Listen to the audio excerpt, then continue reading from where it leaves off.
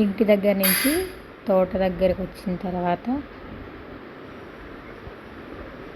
ఇప్పుడు తోట దగ్గర చూడండి పండగ చేసేవాళ్ళు కథ చెప్తున్నారు. వాళ్ళు చెప్పేది ఏమో కానీ అన్నీ అయితే ఇదే అదే సరిపోతుంది. అక్కడ చూడండి అప్పుడు మాదేవి ఆ యొక్క కుమారుడైన నలుగురు కుమారులు కదా, ఆ యొక్క ముగ్గురు కుమారులు